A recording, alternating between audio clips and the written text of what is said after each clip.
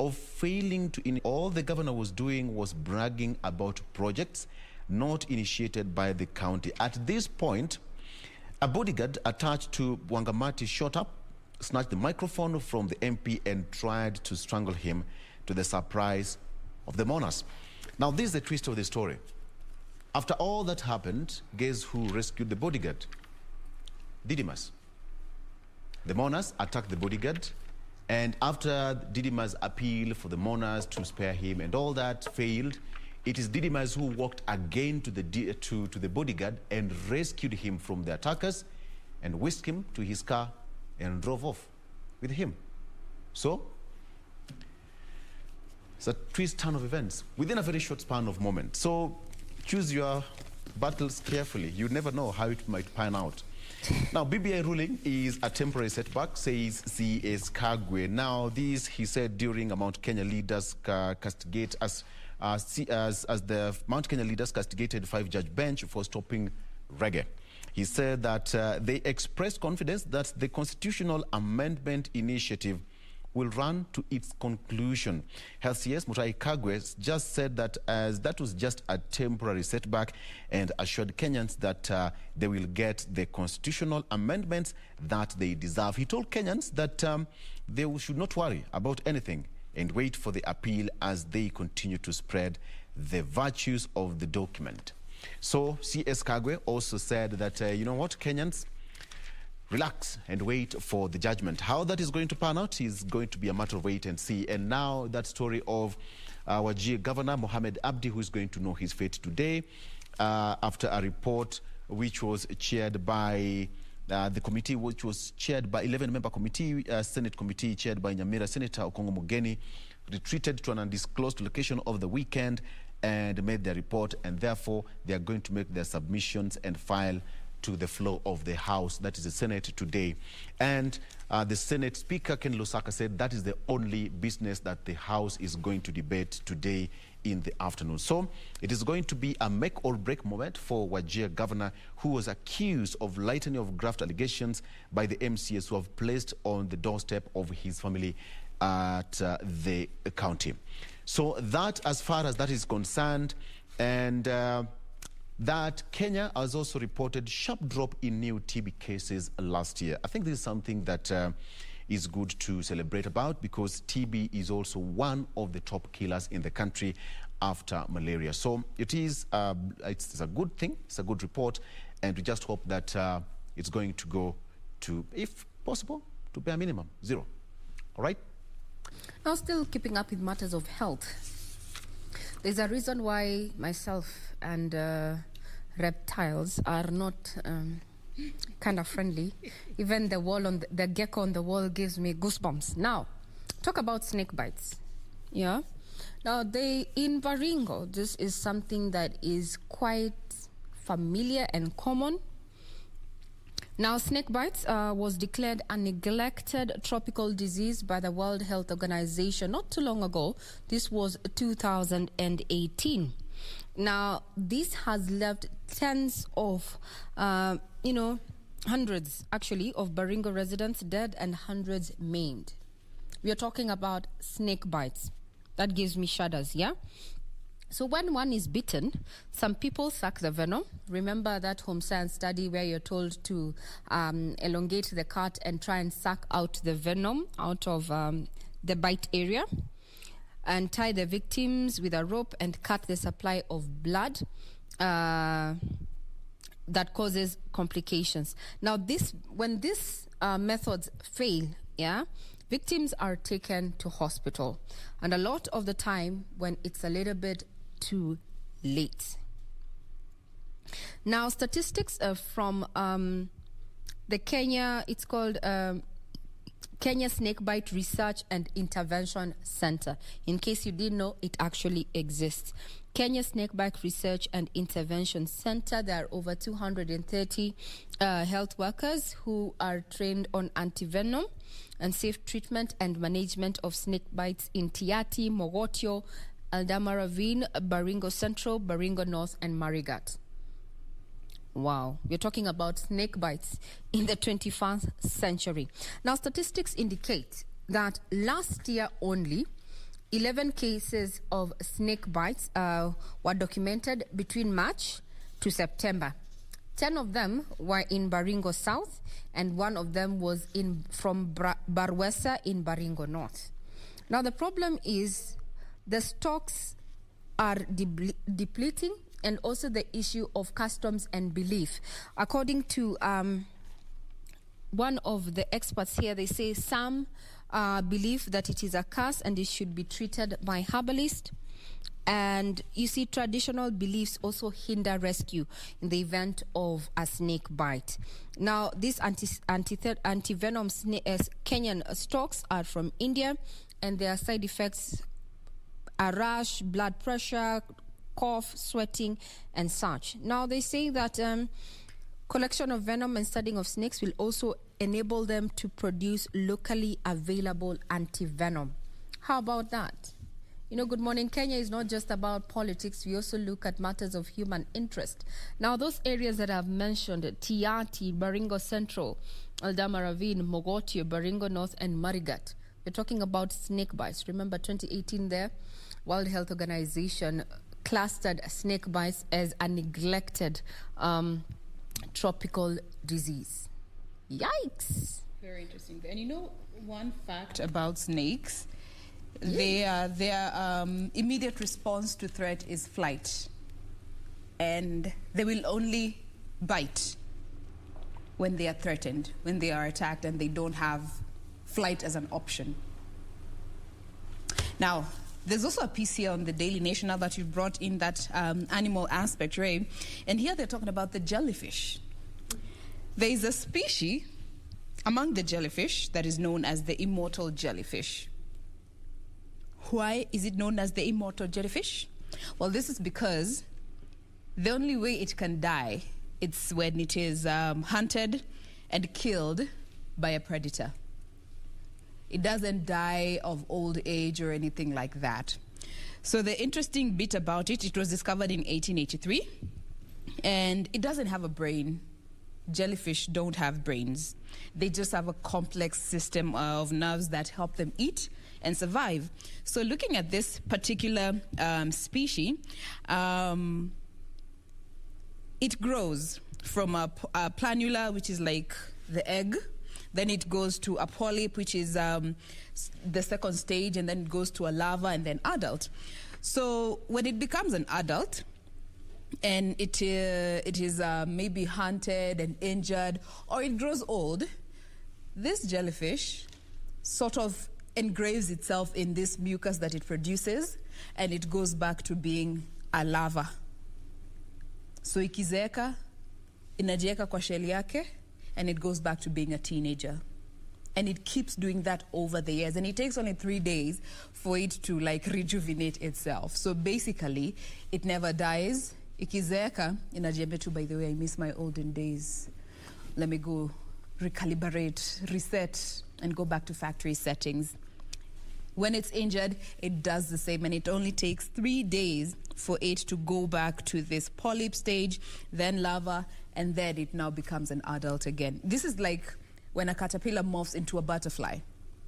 Now having to do that over and over and over throughout your life. How amazing would that be for us as humans? Amazing. And jellyfish, you actually mentioned that, and then I remember that I have had an experience with jellyfish. You've been stung by a jellyfish before? Yes. And I didn't even really knew it was one of those events in coast, just having fun with friends, out swimming, and then I just feel something stuck on my hand, and I'm like, what's this sticking on my hand? And kidogo, I'm even losing breath. I didn't know it was actually, one of those insects that you need to be very careful on. It's not. Even if you talk about that reinventing itself, it's not something that you. They actually have one of the most toxic venoms. Yeah, among they do. The sea creatures, and it can kill in a span of minutes, very quickly. Whew. All right, since you have something else. No, I think that's that as we draw closer and closer to the end of this particular segment. Fiki? All right. Leicester fans, you had a good run of the weekend. Oh, yeah. And yes, Chelsea fans, sorry for that. Our very own producer, please mention the names here. Yes. We drop names. Our very own producer. Tereng, tereng. Nata Amos Maliuko. Yes. But also, A mosquito. Ben, isn't Ben a Chelsea fan? No. He's not. Are you a Chelsea fan? No. So Leicester City, congratulations as the FA Cup winners, and it's going to go a long way because the 63rd minute one goal was just enough to take Blues out of the Blues. You know, they just won that match No out pun of the Blues. intended. Yeah, out. Leicester deserved that. They Tuseme deserved tu it. kweli. And They it's deserved it. They deserved it. They've been fighting for a cup, and I don't know what Manchester United is. Okay, we are talking about Leicester and yeah. You see, when grown-ups are having a conversation, I was talking about Victor, you Leicester need to City keep and mum. Manchester. And Chelsea. Has nothing to do with coffee. Manchester. What position is Arsenal? Let's just be honest. What position is Arsenal? We are at a strong position now. A strong position. Arsenal. Yes. You're leading from behind. And you have the guts. Position 9. And you have the guts. Okay. Like hata uko na nguvu. You know your points, even if you know the way we convert bonga points to airtime, bonga points to internet, airtime. we cannot convert your points currently to buy a loaf of bread. I don't know why I chose We this. cannot convert your points. why? We cannot convert your points to buy a packet of gold cream milk. Ray, we started this. We cannot convert your Ray, points we started to this, buy this show. yogurt. Like we Ray. cannot convert your Victor, we Ray. cannot convert Ray your being a points Manchester United as fan. Arsenal. Ray, I started this show with you on a come very on. good note. Why are you turning against me now? No, With the Because budget I'm of your not points thinking. right now, let's plan with the budget of your points, Victor. Unajua? Oh my You God. attacked us. Oh my God. But you know, Let's Ray, tuanze. Uko na points 50 plus, mko 50? Is it 54, 56? Let's plan with that. What? Even if I was to buy Okay, fine. sukuma, It's okay. It's okay. I can't It's even okay. buy It's sukuma okay. It's okay. and avocado You win. with your You points. Win. You Ray, win. You Ray win. being a Man Keep U quiet. fan and being at position 2 is giving her all this. Why not? Oh, the gas. Why not? Okay. All When right. they put the cut off our Changi number 2, Ebu, you who even doesn't have a team. Na kusupport. Okay. All right. Victor, your points cannot be converted to any monetary. Any season ununua vitu zenye mimi napenda I maishani. give up. I take back my words. Thank you very much. And I move to apologize. something different. But to Leicester fans in Kenya, and Oh, yes. of course, Tuchel now says that they were just lackluster. Chelsea never gave their best during that match. It was just a 1-0 defeat. But that is football, It can The go end either way. justifies the means. Exactly. You know that, Victor, Exactly. right? Whether they Exactly. gave it their best or not. Yeah. That was football. Yes. So, top suspect in National Lands Commission officials' murder to be charged today. All right. The case pitting the key suspect in the murder of National Lands Commission, Deputy Director of Communication Jennifer Wamboa, is mentally fit to stand trial. Now, police will today tell a Kiambu court that Peter Njenga, alias Olesankale, is fit to plead to murder charges. The suspect also faces other charges, including multiple rapes and violent robberies. All right, so he's going to appear before a Kiambu court today to take plea on the case. Now, he was taken for mental tests and identification parade last week ahead of today's session. So, two other suspects in the case, Benjamin Saitoti, a border operator, and David Sempuan Ahada, have been set free and placed under witness protection. They are state witnesses against Njenga. So that's how he's going to pan out. It's going to be a matter of wait and see. Let me just put it this way. At this time and age, with the kind of investment that the government has put on the intelligence and the police, you can never get away with any crime in this country. It's becoming almost impossible for you to get away with it, all right? The DCI is also investing a lot of, of money, intelligence, and so much into it to make sure that the country is safe. So this is just but a warning to anybody out there that it's becoming harder every single day because DCI is just almost everywhere amongst us. So whatever you do, just to be very careful. And just before we go on a break, in a few minutes. Uhuru to receive first sheep Thursday in Lamu. Now, baths 2 and 3 are 95 and 75% complete. This is a good step, ladies, and I think it's been long coming. The Lamu port has been under construction for quite some time and is going to be, the president is going to receive the first ship on Thursday. Let me just give you, the Kenya Ports Authority on Saturday shipped the second and final batch of equipment to the Lamu port ahead of its official operationalization on Thursday. President Uhuru Kenyatta is expected to receive the first ship to dock on berth 1 in the new port. The Lamu port is expected to have 23 berths once completed and will receive bigger ships. This is a good one, and I think it's going to complement the port of Mombasa, which usually becomes so much overcrowded. And this is also going to have to help others from the Indian Ocean, from Somalia, and any other international countries. This is a good step for our economy. What do you think so, ladies? Absolutely. Yeah. And, you know, that story has also been featured here on the Daily Nation as the port finally comes to life. 310 billion has gone into this port. And, of course, on Thursday, the president will be there to officially just, you know, see the first ship that will be there, 204 meters long. Yeah. And the Camel, belonging to a Denmark-based shipping giant that is Maersk.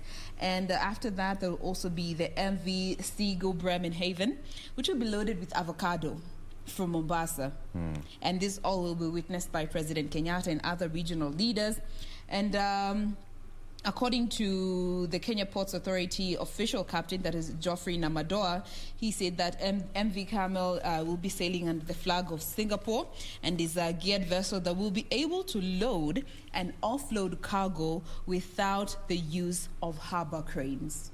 How about that? That is definitely some good news. And according to the manifest that they have, they are expecting to handle at least 100 containers on the first day in the port. So, and of course, this will be used to also test the road network connectivity capacity to just see how efficient that will also be made. Because not just about the port.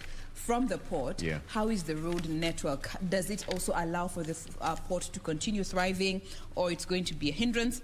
And the main focus on this particular port will be on a transshipment, which is going to definitely be a game changer for the East African shipping space and the logistic business. But according to Yatani, the port will be officially opened on the 30th of May. So far, KPA has deployed 70 staff to the port, and another additional 100 will be recruited by the end of this week. But also of concern is the fact that, and this is something that KRA has come out to say, is that they are alive to the fact that international criminals have taken note of this port, and they are putting systems in place to make sure that any illicit activities do not take place in this particular Lamu port. It's not going to be used for any illegal activities, and therefore they are deploying all the necessary resources, both human and technological, to just put up that guard of defense. So this is definitely a step in the right direction. I mean, amid all this chaos that we are seeing as a country, the Lamu port is finally coming to life. And speaking of good news, at least we know that for a while now, especially in the country, we've been battling with the issue of locusts. And yes, the government has at least tried to make some strides and step in regards to curb that. But even as of now, the European Union is set to donate 10.6 billion, and this is to help Kenya as well as the Horn of Africa nation respond to a possible new invasion of the desert locust. Like I mentioned, at least there has been some significant efforts in which has been made so far, and also here in Kenya. But what they're also saying is that the recent rains have, however, enabled the swarms in eastern Ethiopia and northern Somalia to mature and lay eggs. And additional breeding of that voracious pest may also take place in northern Kenya, but on a much smaller scale. And this is why they're also donating this money, is at least to enable the country to be able to deal with, such kind of cases. And this money will also be used for procurement, survey, and control operations in Ethiopia, Somalia, which are the two most at-risk countries, countries, but also will enable a quick response if the situation changes in Kenya as well as in Sudan. So that is what the European Union is said to do, at least to disperse some funds for countries in Kenya as well as the Horn of Africa to be able to deal with some cases of the desert locusts. Giving you a quick summary as we bring this to a close when it comes to stories that are making headlines across the world is that there was a fuel crisis in the United States of America following a cyber attack, but now the U.S. gasoline demand has dropped by 12.6% from the previous week. This is because of the diminished craze and panic buying that was witnessed after a pipeline shut over what is termed as a cyber attack. So as you're talking about matters of internet technology and a shift to the digital shift, well, it comes with its own risks there, and one of them is matters of cyber threats. Now, also when we've been talking about issues of Israel and Palestine there, now, well, during his sermon on Sunday, that is none other than Pope Francis, he called for an end to the fighting between Israel and Gaza, saying that the deaths so far were totally unnecessary. At the same time, now China has registered 18 new COVID cases and went further to shut down schools. The numbers are standing at 12 million. That's the number of people who've received a jab, the vaccine jab in China on Saturday only.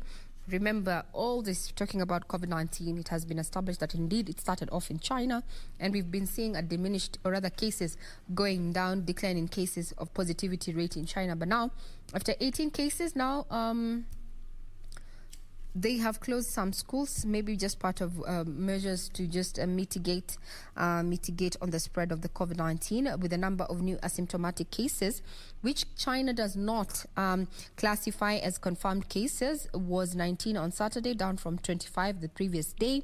And the total number of COVID-19 cases in mainland China now stands at 90,847. While the death toll remains at 4,636. So we are clearly not out of the woods, not as a country and not at a globe. Talking about the African continent, Saudi Arabia now wants Sudan's creditors to issue debt relief. Now, the country so far has found support for the drive from the creditors, including the United States, France, and the United Kingdom. If you're talking about the issues of debt and financing our budget, which is just the presentation is just but some weeks away, there's an article here that has highlighted our source of debt, and over the last few years we've seen China taking their large chunk when it comes to Kenya's external debtors. But what is different in the financial year 2021-2022 is that the World Bank has led the pack of foreign creditors to Kenya to help it finance its 3.6 trillion budget for the financial year 2021-2022. Now, according to this particular report, is that the Washington-based institution is expected to give the country 121.6 billion shillings. And the larger chunk of that particular money is going to go into infrastructural projects. So other than that, when it comes to issues of concession or rather bilateral loans, Japan takes the lead with 36.5 billion shillings for the 12 months to June next year. China comes in second with 22.7 billion shillings, which is going to go towards energy and infrastructure billing in the Naivasha-Nairobi standard gauge railway, water and sanitization. And the third highest bilateral lender is France at 18.9 billion shillings. That is then the fourth, Italy at 12.5, Germany 8.2 billion, Spain 2.9 billion, and in a total the country is expected to get 316.2 billion shillings from external lenders. Remember, you can get further details on our website, that is www.kbc.co.ke. We're also going to be keeping tabs with what is going to happen and what verdict is going to be given in regard to the impeachment of Wajir governor. We're going to be keeping tabs on that, so do keep it right here. You're watching Good Morning Kenya on KBC Channel 1. I'm Regina Manyera. I wish you a pleasant viewing ahead.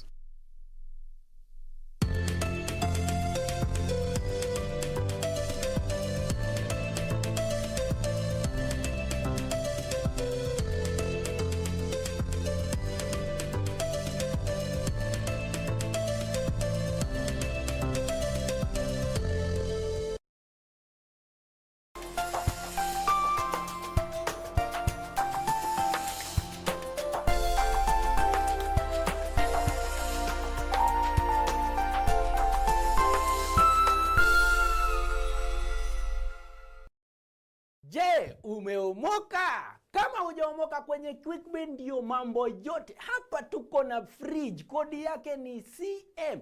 Tuko na gas cooker, kodi yake ni CK. Tuko na TV, kodi yake ni TV. Tuko na simu aina ya Samsung ni SM, ama Oppo ni Oppo.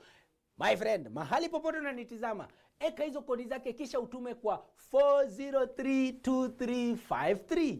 4032353, alafu utakuwa unaomoka na hizi bidhaa. Kumbuka, kwenye QuickBin ni bidhaa bora zaidi kwa bei ya chini kwa chini.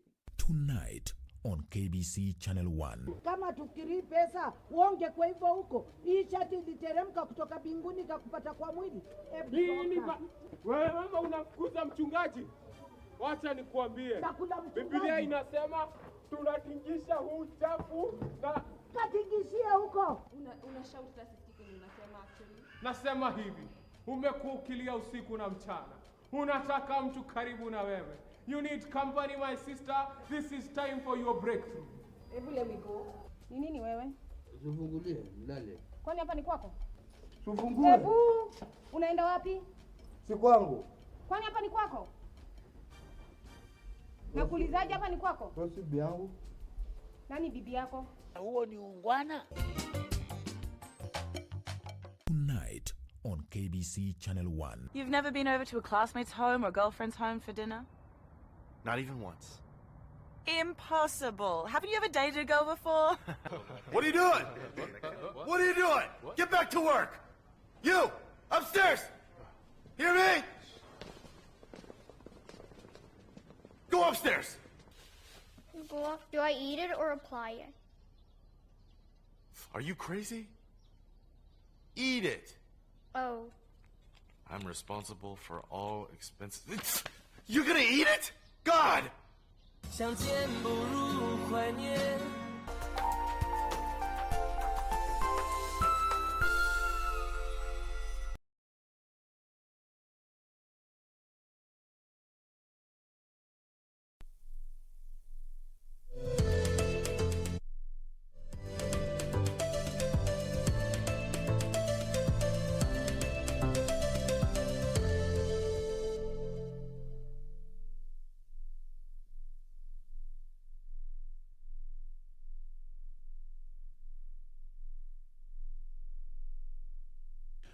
All right, let's get it started. My name is Victor Lowe, and of course, right now, it's time for Eye on Politics. On the 17th day of May 2021, we have got Muthiora Kariara, who is from the Katiba, Linda Katiba, and you remember him. On 2017, I watched him solo doing his time at the Catholic University. You will know, he will tell us how it's going to be in the next election.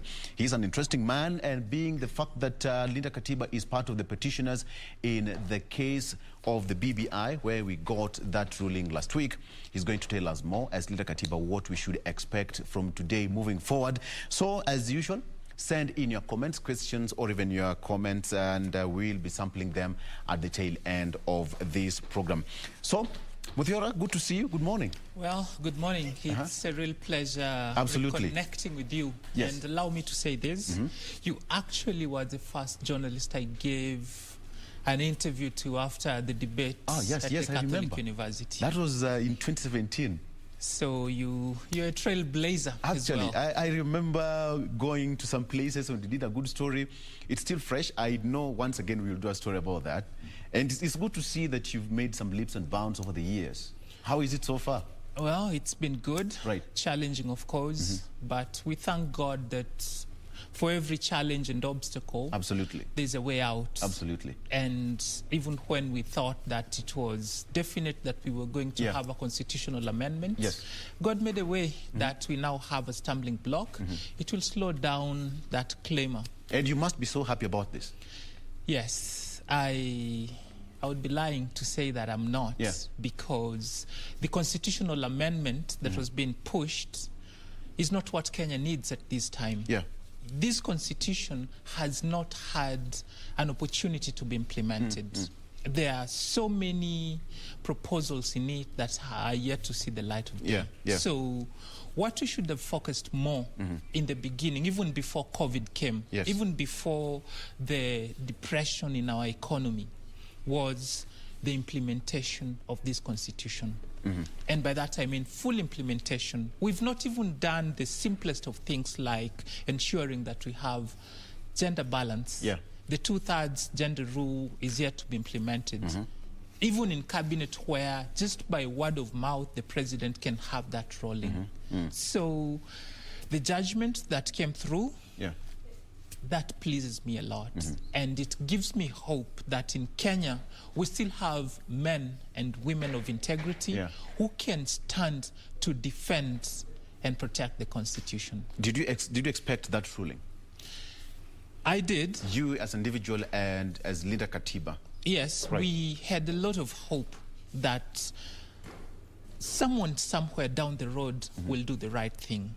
It's true that the executive has overreached its authority from time to time, and sometimes the judiciary has been cowed to give judgments that favor it. But on these, from the very beginning, there were glaring breaches of the constitution. And anyone that is sane and serious with their job, they would have done what happened. And it doesn't matter that there is talk of an appeal. We know that the constitution will be protected by those in office today. There's a good precedent, so there's no fear. And even as we talk about that, even the ruling, there is an appeal that is going to be lodged today. It's not going to be easy. We can say that you cannot celebrate yet as Linda Katiba. No, there's no reason to celebrate. We were just doing our duty as citizens of this country, protecting the constitution. And by the way, it's not just those state officers that take oath. All Kenyans are required to protect and defend the constitution. You included the law. So there's nothing to celebrate. Our constitution was under attack. People rose up to protect it. Yes, there's going to be fight back. But we shall not relent. In fact, this is the time that we should be more emboldened. The courts stood up to protect the constitution. Kenyans have, in a way, not been very loud about it, but this is their opportunity to come forth and show that the constitution belongs to Wanjiku. And when Wanjiku is not interested in changing it, nobody else should. Least of all, those in the executive and at the very top, because this was a process that was pushed by the president and his brother. Yes, they are Wanjiku, but when the president took oath of office, he swore to protect the interests of Wanjiku. So let him listen to Wanjiku. And Wanjiku at this time is saying, implement the constitution. What are your major concerns about this, the constitution amendments that you people raised at the courts? What are some of the specifics? If you can just highlight maybe 2 or 3. You see, at the very onset, there was a handshake because the country was teetering on the brink of going into chaos. So that came as a result of the divisive elections we had in 2017. So the biggest issue was, how can Kenyans harmoniously coexist? The BBI was not addressing that. In fact, it should disappoint you that those pushing it knew that the proposals they were making were going to install tribal kingpins, which would further divide the nation along those tribal lines. So the fault lines would be greater than they already are. And it didn't bother those pushing these amendments. So that's the biggest thing that should keep everyone on their feet to ensure that this does not go through. Now, leave that aside. You look at the proposal to amend the structure of the legislature. Wanjiku does not want that. Wanjiku was very clear from the very beginning that they wanted separation of powers. If you're in the executive, you serve in the executive. Yes. If you're in parliament, you serve in parliament. They also wanted to curb on the independence of the judiciary. Now, imagine if that had been curtailed before this judgment. You can be sure that we wouldn't have had the kind of a ruling that we had with regard to this BBI. Yes. So those are some of the things that must always keep us awake and alert so that the gains we fought so hard for are not taken away. It was a popular initiative, and it went through the processes from the moment the handshake was there and to this particular point. Then why are you saying that Wanjiku is not happy? And yet it was a popular initiative. Last week it went through the Senate, the other week it was in Parliament, and now it was going to the President for assent. Well, the President has the, should I say, the comfort of hiring whatever legal counsel he can. Yes. He should have been duly advised that the initiative he was taking on was not a public initiative because he is privileged. He holds office that has a lot of sway. He has resources at his disposal that Wanjiku provides. So from the very beginning, the President should have known that that's not a path that was open to him. And I bet he knew.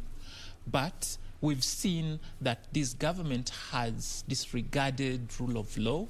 At some point, they have sidestepped the Constitution. And the Constitution to them oftentimes has been an inconvenience. So clearly, he was wrong. He should be faulted for that. But we can cut him some slack. We say, since we implemented this Constitution, we've never had a scenario like the one we have before, where we are defining terms more specifically. Like, this is what public participation means. This is what public initiative means, etc., etc. So as much as we would like to cut him some slack, we must remind him that he is there because the people donated their powers to him. So he's holding that in trust. He cannot do that which pleases him if it's not what Wanjiku needs. Is it right to say that Linda Katiba is a de facto kind of a no side of the referendum? Because there is no any other outfit that has come out to oppose this initiative as strong as Linda Katiba. Well, Linda Katiba is a conglomeration of Kenyans. Let's first get that together. It's you and me, the common people, coming together because we realized that the politicians are doing what they always do, and that's been selfish, pushing an agenda for themselves. So Kenyans came together under the banner of Linda Katiba. It's not a CSO, it's not a registered company, it's not a political party. They're not pushing a political agenda. They're just protecting the Constitution. And they came out boldly when people lacked the courage to push back against the constitutional amendment. And they said no. And I'm proud to be associated with Linda Katiba because this is my cardinal duty. And I urge anyone out there, the judges stepped up for us. They may not be able to sustain it. For us to keep the victory, we have to push back now and say what we've been feeling all along, and that is we do not want for the Constitution to be amended. We want for it to be fully implemented. Yes. Some people say that the judgment was an attack to an individual, name withheld, and some institutions. What do you make of that? There is no need to withhold the name. It was clear in the High Court. They said Mr. Uhuru Muigai Kenyatta. And against him, they had three things, and they outlined them. And some would say that calling the president Mr. Uhuru Kenyatta in that judgment was disrespect to his authority. I will call you an officer when your conduct and character is at that level that is required. but our president has fallen short. I'll take you back from when he was just sworn in. We had a citizen by the name of Miguna, yes, whose rights were abused, actually withdrawn, denied. There are 13 court injunctions, court orders that were issued that Miguna should be brought back to Kenya. To date, they have never been implemented. JSC did its role, and JSC is a judicial commission, and forwarded to the president a list of judges, and the president has been sitting on that. You look at the most recent case that came up with regard to the appointments of CASs, and it indicts the character of the president. So we will call you president when you show that you're worthy of the title. And besides, it's not the president that was doing the handshake per se. It was Uhuru and his brother. So in court, Uhuru was on trial, not the president of the Republic of Kenya. Yes. So in other words, it was a president's agenda? It was not a president's agenda. It was an individual in the president's office agenda. And this has happened before with President Jomo Kenyatta. He changed the constitution when it suited him. President Moi did the same. But when President Kibaki came into office, he followed the right procedure in order for us to overhaul the constitution. And by the way, what they were doing was not amending the constitution. Of the 18 chapters we have, they were changing 13. That was an overthrow of the constitution. A proper process ought to have been followed. It wasn't followed because Mr. Uhuru Muigai Kenyatta thought he could get away with it. And the court said, no, you cannot. Some people say that the judgment was activists' kind of judgment. And they said that, in fact, some say that it was activism in court and politics at the same time. It was not a legal judgment. What do you make of that? That's not true. The truth is, we have competent judges in the High Court, and they picked the very best. We have bestowed upon them power to act on our behalf, we as the people of Kenya. So they were merely exercising that power on our behalf. They saw the excesses of the executive and they stopped them in their tracks. When you are doing the job for which you have been hired, it's wrong to be called out that you're exercising activism. Those judges are not activists. They are patriots. They stood for Kenya. Let's not call them names. Let's not chastise them. They just did the job for which we Kenyans hired them to do. And I'm sure any judge worth their salt would have come up with the same judgment that they came up with. And that's why I don't even expect the Court of Appeal to make a different ruling. Yes. Do you buy the stories going out there that the kind of judgment that they rendered last week was sort of a revenge now that the president has not appointed the 40 judges? No, it wasn't. What is your view from Linda Katiba? Victor, the process of amending the constitution was wrong from the very beginning. Two individuals came together, no problem with that. But they are privileged individuals. They should have used the course that's availed to them by the same constitution that they right now are overthrowing. They should have gone to parliament, used their officers, and done the amendments that are allowed through that path. But they hoodwinked Kenyans that they're going to do a public initiative. Can you imagine now they're coming to us and saying that the promoters of the BBI is Dennis Waweru and Junet Mohammed? When all along they've been saying it was me and my brother, and we left everyone out in that talk. So how can it be a public initiative when the people who initiated it have singularly told us that this is our baby. Yeah. So there, we must not be lied to. And even if you want to believe and you want to support the government and the president, please don't buy into that. Let me ask this question. Now, what is your position as Linda Katiba? Because the AG is going to appeal this morning, and moving forward, we are going to see, delayed kind of court processes, and in these papers, it's a matter of urgency. So what are you going to do as Linda Katiba? First and foremost, there is no urgency. Kenya is not facing a crisis. Well, changing the constitution is not an emergency. Right.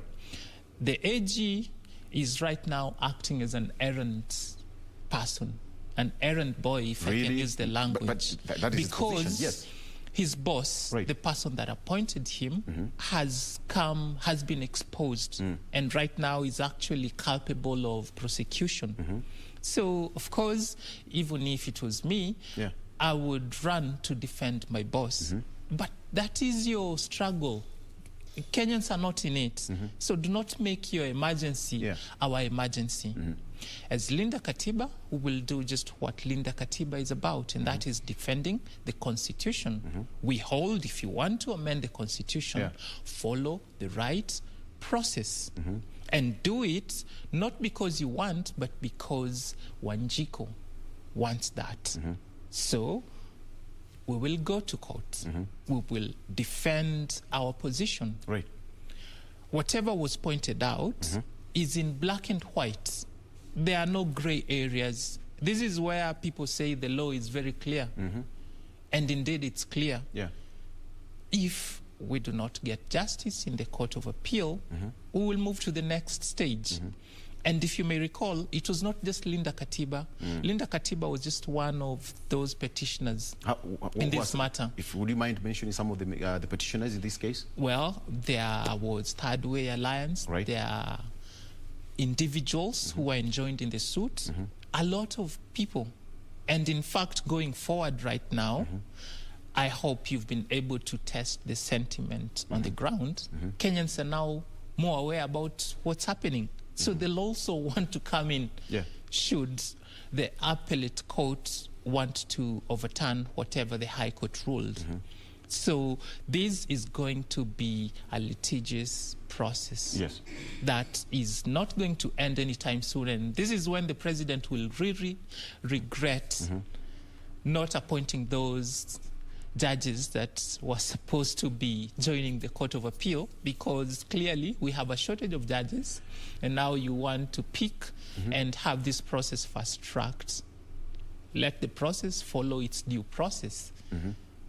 It took so long to get us to Thursday. We expect for the appeal process to take maybe another 3 months. Are you worried that because matters law is not cast on stone, that it has to be done within 2-3 days? There's a process.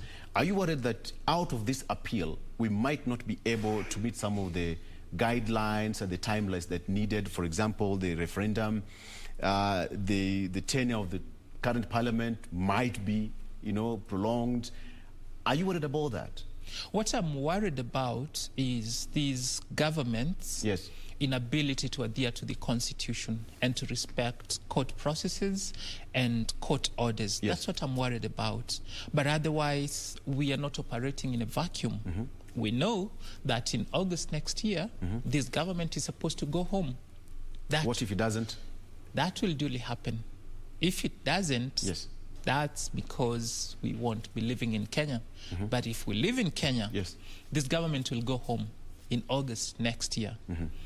Now, that aside, we know that for us to have a referendum, it's required, or it's good manners.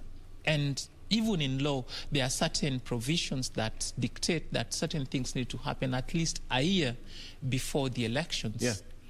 So by the time we are done with the court process, if they fast-track things, I don't see a scenario where, unless we twist and cut shortcuts and corners, we'll be able to meet and beat the timelines. So I guess right now the president should just be accorded a fair chance to defend himself since his character has been indicted. He has that right. But let's not be rushed. Kenyans are not interested in changing the constitution. But don't you think this case is making President Kenyatta and Raila Odinga, the Honorable, to become more stronger?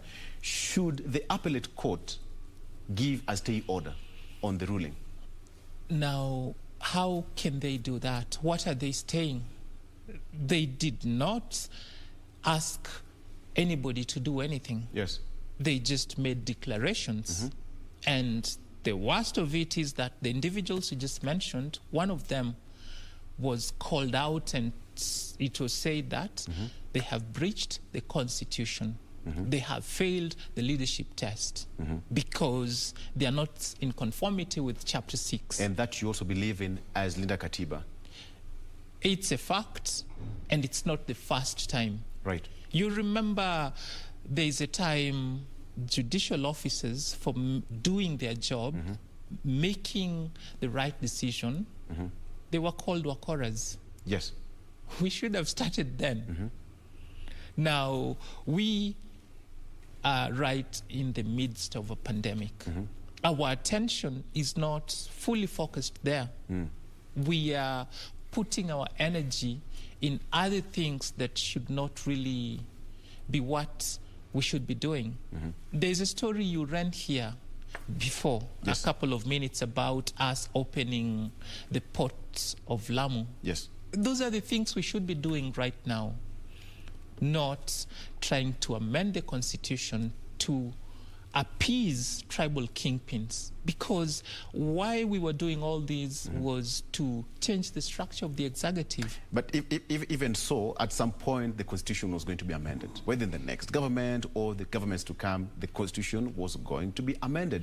And my question is, Paul Mwangi, who is the Joint Secretary to the BBI, said then it means that the courts will be given more powers to determine any time a government or a nation wants to have an amendment to the constitution, then the courts will have an upper hand. It's not giving the courts an upper hand. Right. It's just allowing the courts to operate within the law.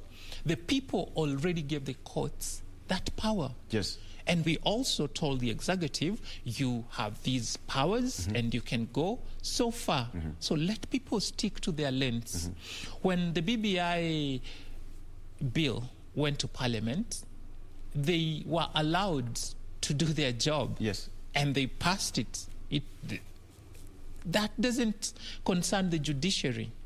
When it landed at the judiciary and they reviewed the matters and the evidence, they came up with a ruling. So let us allow for the separation of powers. That's what Wanjiko asked for. Went and voted and gave herself this new constitution. Let us implement the constitution. The courts are there to apply and interpret the constitution. And they have done a good job. Yes. Whatever judgment they gave, it was well reasoned out. For anyone that is saying, you look at the facts as presented, they did not play politics. They just did their job as any person with integrity and courage will do. So let's not vindicate, let's not vilify a good job when it's done. And I know Kenyans are not used to people doing their job, but these guys did their job. We should laud them. We should praise them. And other officers in government should emulate them. Okay, at some point, Leader Katiba was not vocal. I personally, I don't know what happened, but is Leader Katiba back to life? Are we going to likely to see more of, the vigorous campaigns against the current constitution, the amendments? Are we likely to see more of that from Linda Katiba? Linda Katiba has never been dead. Like I said, it's just ordinary Kenyans that came together. Yes. And by that I mean we may have some luminaries because they believe in the rule of law. and they understand the terrain in Kenya. But Linda Katiba is you and me. It's the conversations we have every day about how we are going to run Kenya. Right. And the only way that we can run Kenya successfully is if we follow the rule of law, if we implement the Constitution, if we apply it correctly. So we expect that Kenyans are now going to be more vibrant. Yes. And heed the call to Linda Katiba. Because you read the Constitution at the very beginning, it asks and demands of you as a Kenyan citizen to Linda Katiba. Yes. So we expect that conversation to now be louder in Kenyans' dinner tables, in those mogoka places where people congregate, in matatus, in buses, even as people social distance and do stuff. We know that Kenyans now understand that it's their duty to Linda Katiba. It's not a preserve of the few. And to change or amend the Constitution is not for politicians. It should be done because it suits the people, because it's what the people want, and not just a certain clique of elite. Okay. The Constitution is not an inconvenience. It's a document that dictates how you and I are going to coexist harmoniously. I have a question here. Somebody's asking, has the handshake brought sanity in Kenya? And if so, do we have mass action nowadays? We do not have mass action politically. Right. But we have mass action in other sectors. You remember not so long ago, doctors were on strike. Nurses have been on strike. That's mass action. Right. What we do not have is the machozi Mondays we used to have because we were kicking out IEBC. Yes. Now, I lauded the handshake when it happened because in just one moment, hostilities ceased. What we were supposed to do after that was to address what ails Kenyans. And not start on a process to amend the Constitution. And what ails Kenyans has been established before. You go to the Waki report and it's well laid down that what causes violence in Kenya is ABCD, and this is how to go about it. What ails Kenya is land. And we have the Ndungu report. It outlines exactly what the problems are and how to go about it. What causes divisive elections was looked into by Judge Johan Kriegler. And he said what we need to do, ABCD. So after the handshake, which was historic and great and good for this nation, we were supposed to go back into these reports and implement them. As we do it in the background of this very progressive constitution that we have. We did not do that because the elite thought they can perpetuate themselves in power by amending the Constitution, and they've been caught in the act.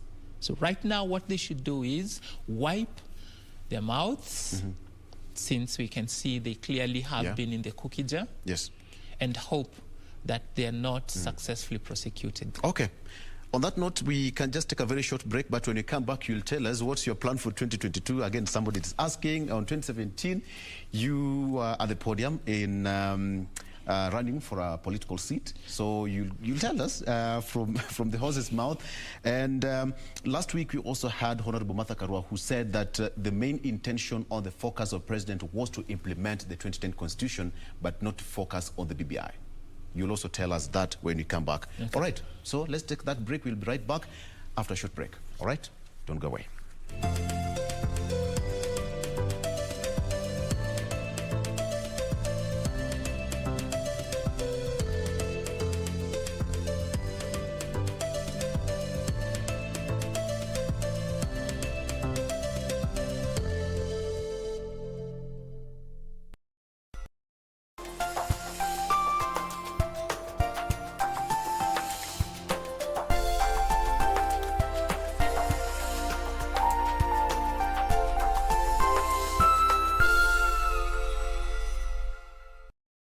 Je, umeomoka? Kama hujaomoka kwenye QuickBin ndio mambo yote. Hapa tuko na fridge, kodi yake ni CM. Tuko na gas cooker, kodi yake ni CK. Tuko na TV, kodi yake ni TV. Tuko na simu aina ya Samsung ni SM, ama Oppo ni Oppo. My friend, mahali popote unanitizama, eka hizo kodi zake kisha utume kwa 4032353. 4032353, alafu utakuwa unaomoka na hizi bidhaa. Kumbuka, kwenye QuickBin ni bidhaa bora zaidi kwa bei ya chini kwa chini. Every Monday evening we take you back where the action happens.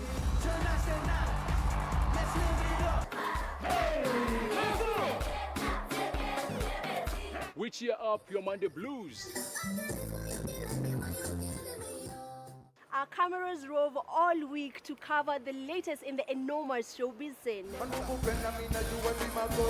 We show you what you missed even if you were present. Grapevine gives 100% support to the local entertainment content. From celebrity buzz, music, fashion,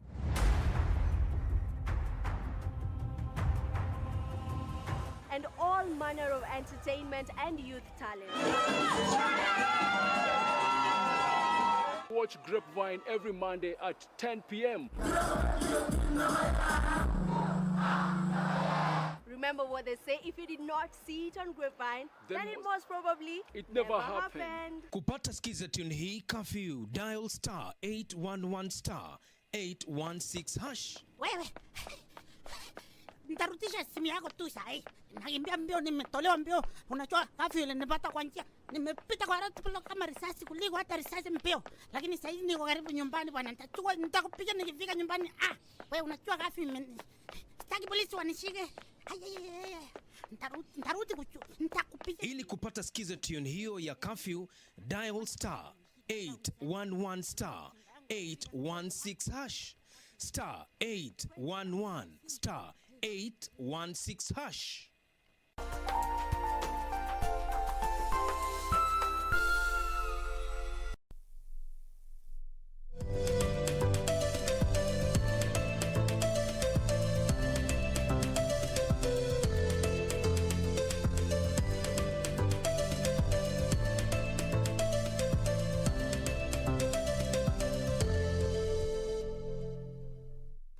All right, welcome back. You are still watching Eye on Politics on KBC Channel 1. My name is Victor Lowe, and with me I have got Muthiora Kariara from Linda Katiba, and he's telling us more on what we should expect.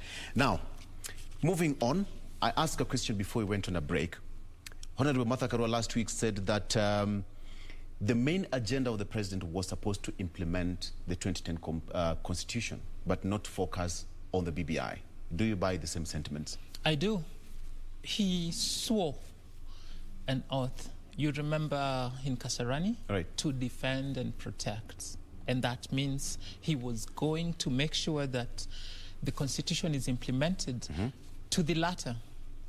He did not do that. And we know Maraga, before he left, he gave an advisory that he should actually dissolve parliament because they have failed on their duty to implement the 2/3 gender rule. And that's just one among other things that have not happened. If the president was keen on implementing the constitution, Kenya would be greater today than it is because the 2010 constitution was a well thought out process. Yes. It may not be perfect, it may have its flaws, but if implemented, it has great benefits to us. So what we should do, what the president should have done was first and foremost, give it his all in the process of implementation. But he's fallen short, and I support Martha Karua. She has been firm, she has been clear, and she has always been about implementing the 2010 constitution to the latter.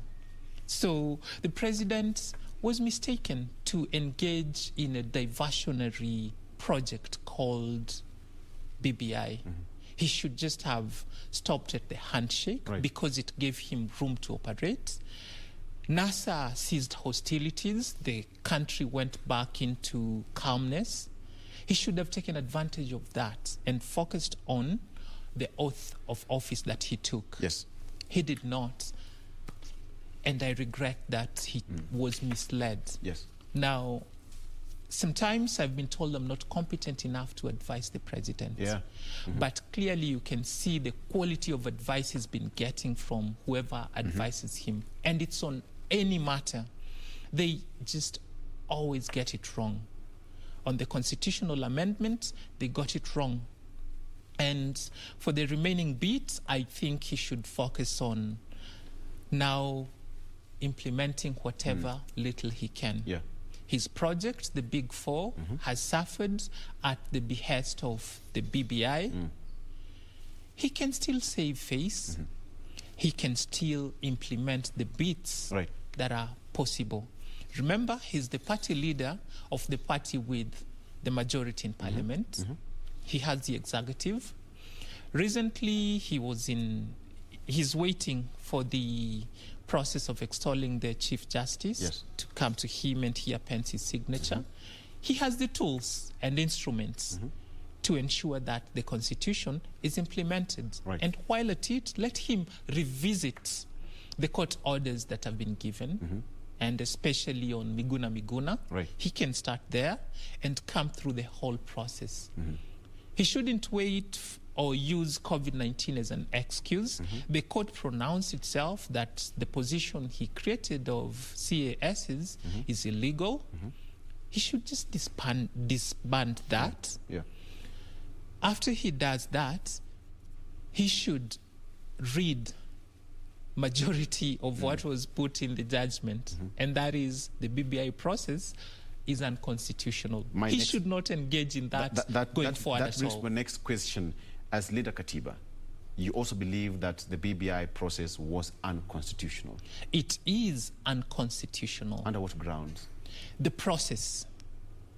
Number one, we have two individuals who have the privilege of power, saying they're using the popular initiative to amend the Constitution. They did. They were doing that, hoodwinking Kenyans, because they knew that that's the path that would allow them to change even the substructure of the Constitution. So clearly from the very beginning, there was that ill intention to overthrow the Constitution. This document is not an individual's document. It was not. It's the people's document. Yes. And they were overthrowing it just because they thought they could get away with it. So it's unconstitutional. It's an illegality. The AG should not be using our taxes right now in court to appeal this process. It's a nullity. So the president and his brother should focus. And they have wars in their turfs that they should be fighting and not engaging in the bigger war. Because Wanjiko right now is not going to let them keep doing this. Someone asked about mass action and stuff.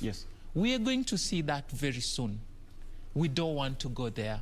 We don't want to go back into the streets because we have the threat of COVID and we need to social distance and avoid gatherings. Political gatherings have been banned.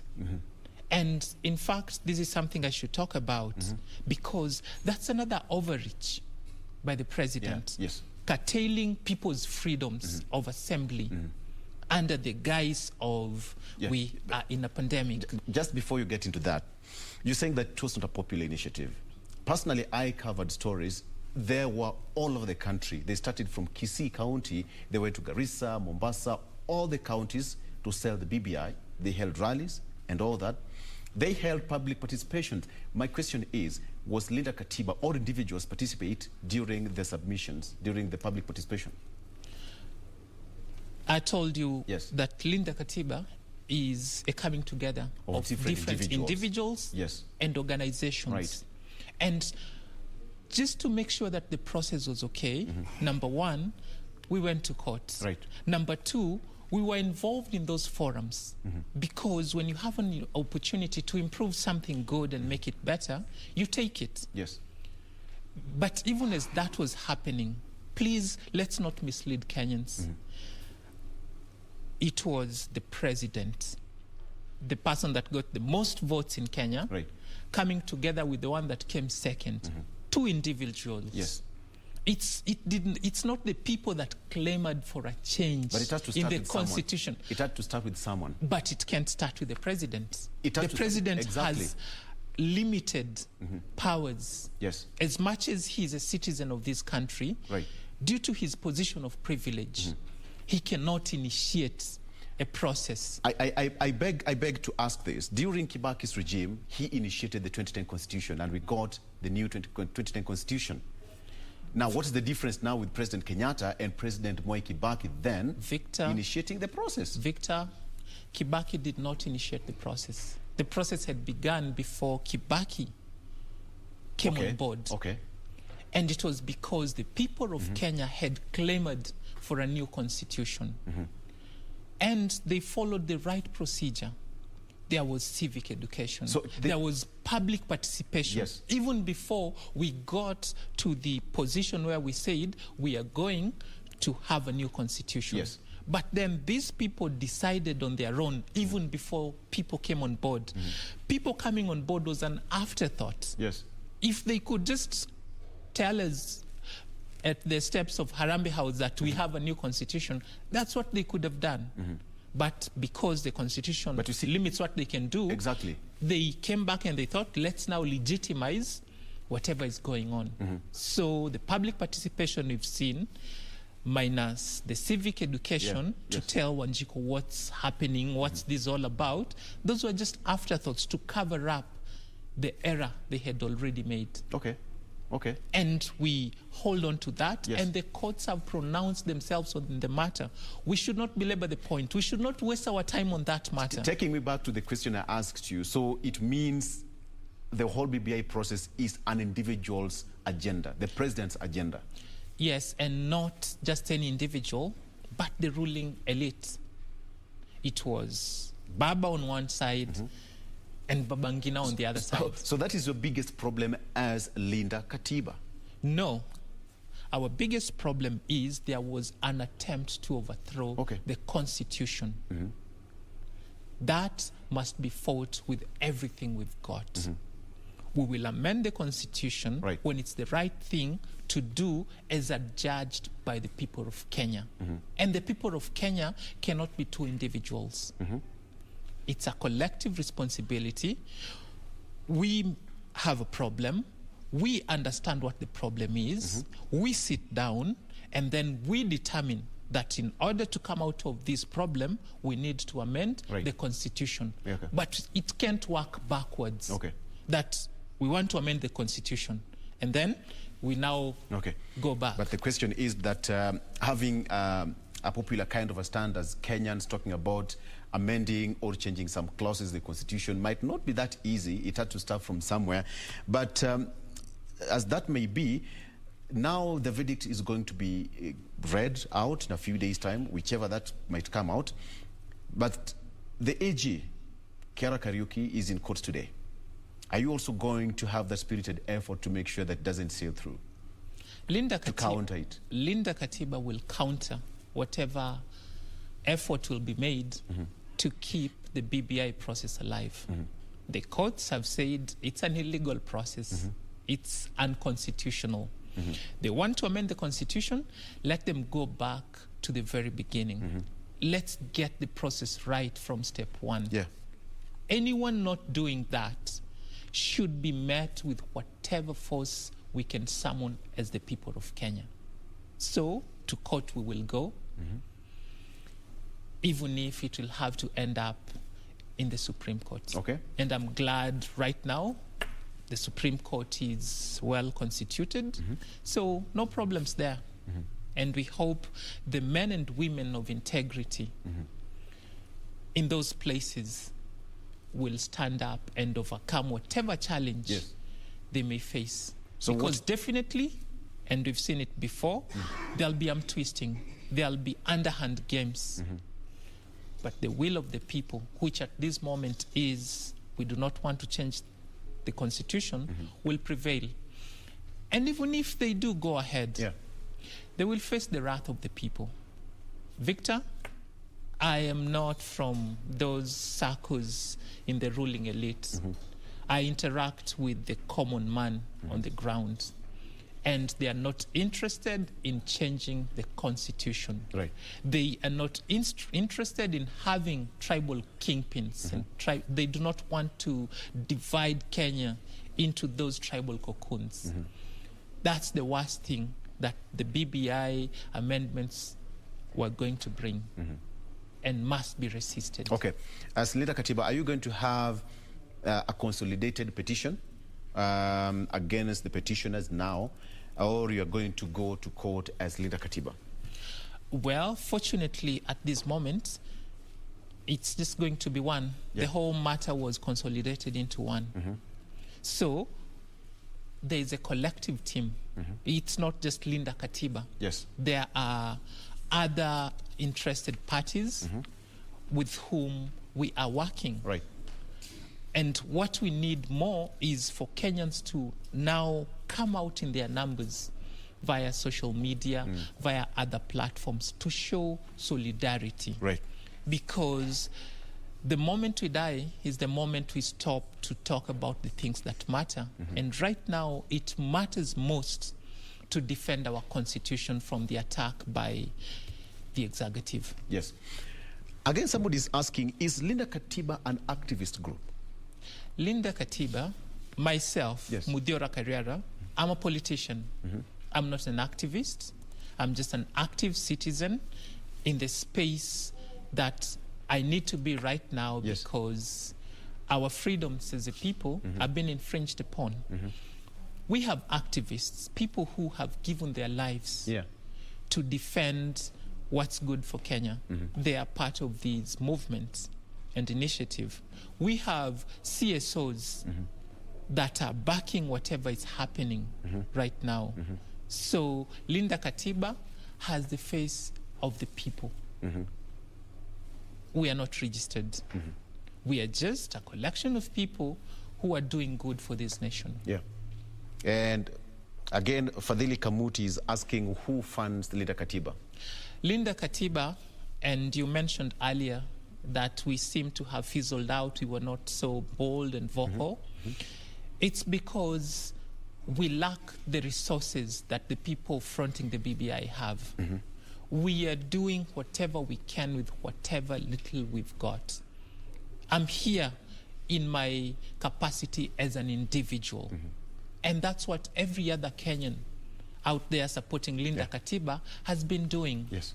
It's been mentioned that we have money from donors, from whatever international organizations.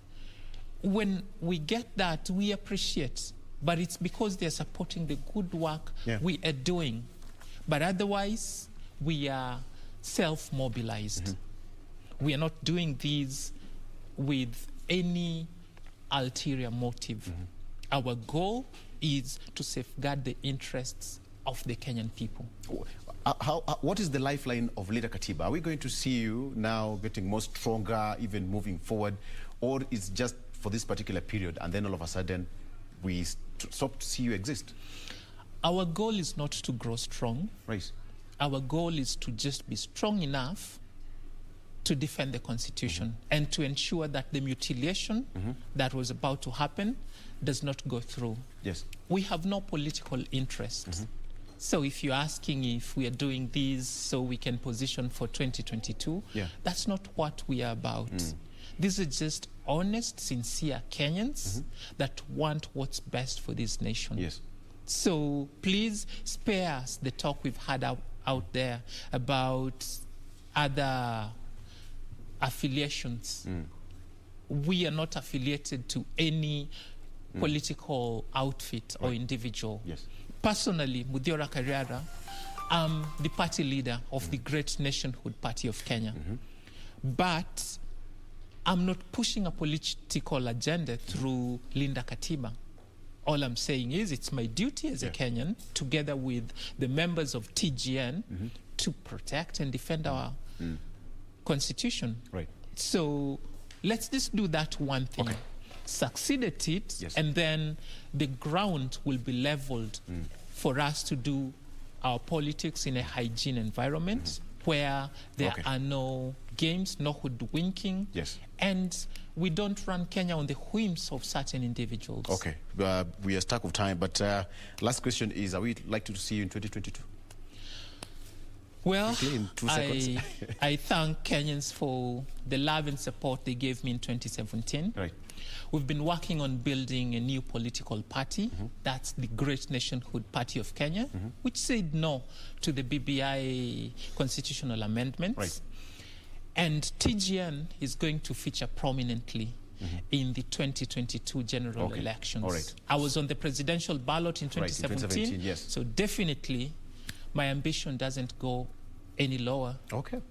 Okay, so you know this is the national broadcaster. We will call you back to tell us more when the right time comes and even tell you manifesto and even moving forward. Thank you so much for coming. That's Thank you for having me. Time flies when you're having some good time, you see? I tell you. Absolutely. Yes. Okay, so thank you as well as our viewer for giving us your precious time.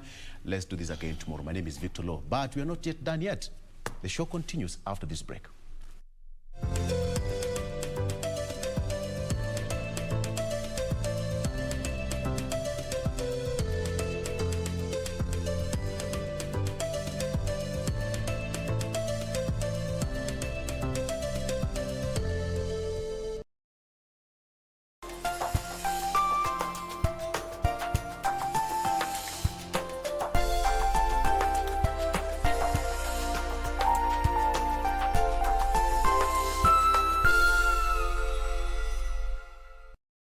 Tonight on KBC Channel 1. You've never been over to a classmate's home or girlfriend's home for dinner?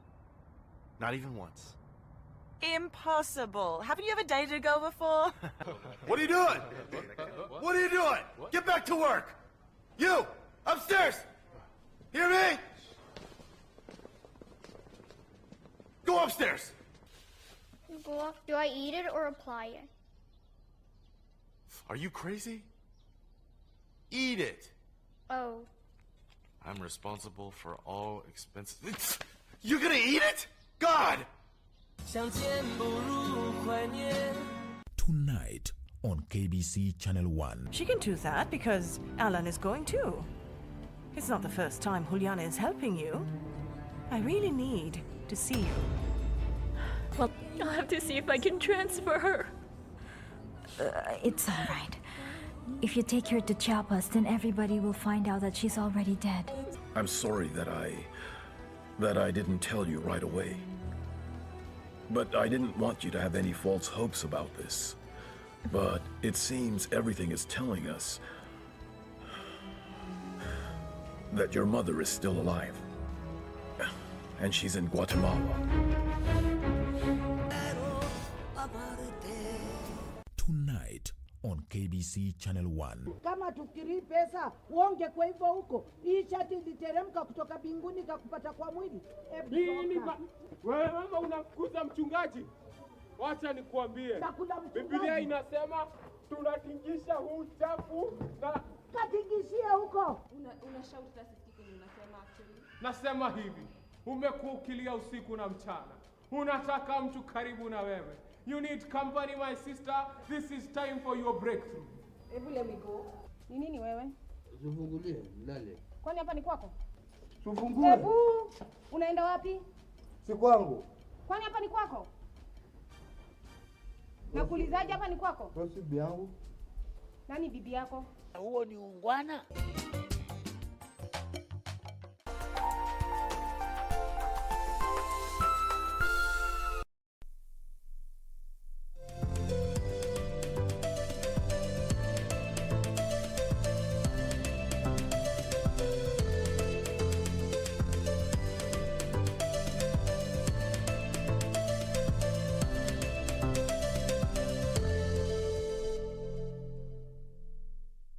There we go. Welcome back. Thank you for staying with us this far from that political conversation.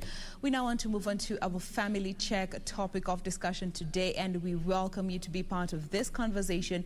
Remember, our communication platform still remains open. On Twitter, the hashtag is Good Morning Kenya.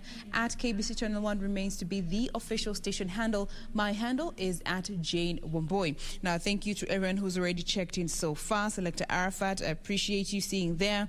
I can see our super producer Mr. Ben Kamote pale Twitter. William Waburi anasema when I grow old, I don't want to be dormant, a volcano where I may be likely to erupt in the future. All right, that is William Maburi, always tuned in. Thank you to everyone who's also retweeting all our feeds. We thoroughly appreciate you. But please check in. We'd love to know which part of Kenya you are watching us from. Robinson McBride, I see you pale Twitter. Let me just refresh my feed.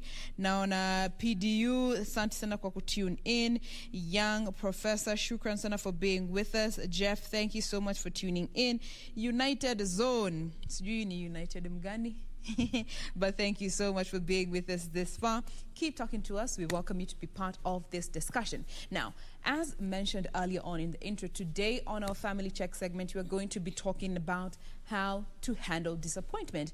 And when you talk about disappointment, it's a very big topic. But today we want to narrow it down to post-exam stress. And this is specifically exam result-related stress. Just the other week, we had the KCSE results put out. So many grades were attained, and there was a grade that each individual had. But now for many people that did not get the grades that they want, and especially our children, they are in a state of disarray. They are disappointed, and they probably do not know how to handle themselves during this time. You know, feelings of guilt, worry, disappointment, being left out is what is dominant as they are experiencing this time and space that we are in. So today we are here to have this conversation. It is necessary to have this conversation because, you know, just going back to that space when I got my results, it's not what I was thinking I was going to get, but you got what you got. So what is the next step to move on from that point? And today we have two guests with us to help us with this conversation. In studio, we have with us Penina Maluli, who is the director of Stir with Pal. Karibu sana Penina. Asante. Thank you for always making time to be with us here on Good Morning Kenya. And also joining us via Zoom this morning from here in Nairobi, we have Fred Abok, who is a mentor motivational speaker and a counseling psychologist as well. Good morning, Abok. Thank you for being with us. Oh, asante sana, Jen. It's nice to have to be here on the line. Thank you so much for the invite. Absolutely. Now, let me just start with you, Penina, here in studio. You know, when we talk about disappointment, for most people, disappointment is not something that we like experiencing.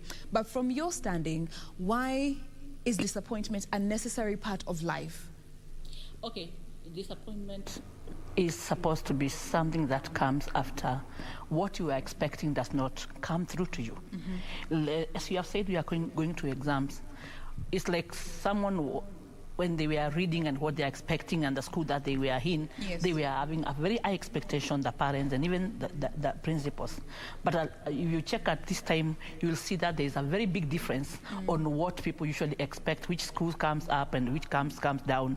So there's a lot of disappointment among most of them. And now this disappointment, when it has hit you, if you are not able to overcome it, and you are not able to, the people around you does not give you support, you go to depression.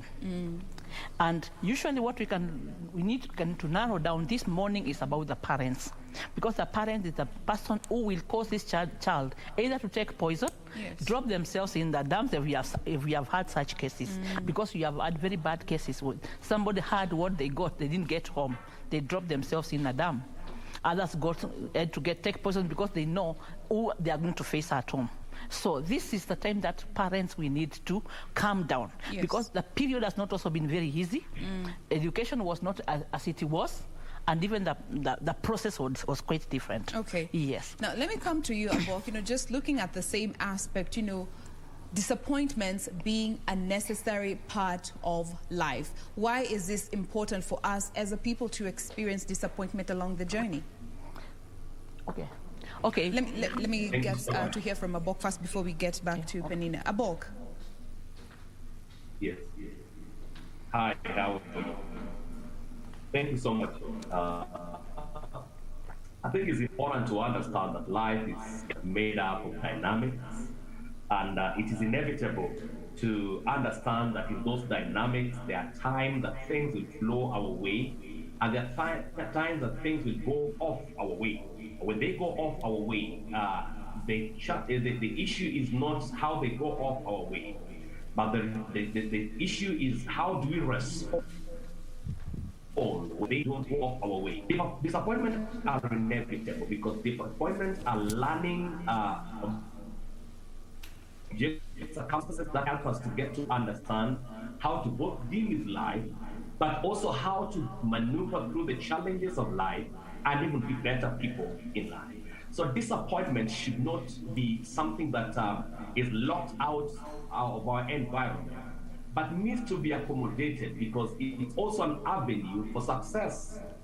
You know, I say that disappointment is another name for an appointment. So wherever you see a disappointment, you need to get yourself ready for an appointment at a certain point.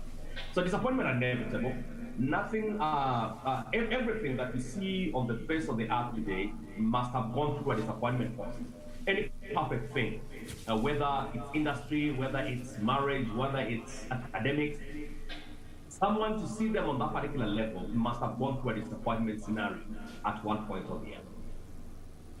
All right. Now, let's get to understand, you know, when we talk about disappointment, and especially with results and exam related, parents have such a huge role in ensuring that they don't blow, you know, this exam stress out of proportion for their children. So let's start looking at things that we as parents should stop doing. And number one, it is result shaming. And this is something that I found to be very prevalent in so many people that I've interacted with. We have parents who shame their children because of the results that they got. Why is this very detrimental, and it contributes to further disappointment within the child? You know the disappointment is double. It comes to the parent, it comes to the child.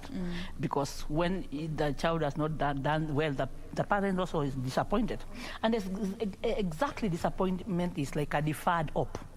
You had hopes, but they are deferred, and that makes your heart sick. And when your heart is sick, you may not be able, you know, when your body is sick, yes, the doctor will treat you. When your soul is down, you can be done some therapy. But when your heart is sick, it is not easy. So that is when now we need now to come to accept what has happened, because it doesn't matter what has happened. Life has to continue. And it's good to have an open mind as a parent and as a child.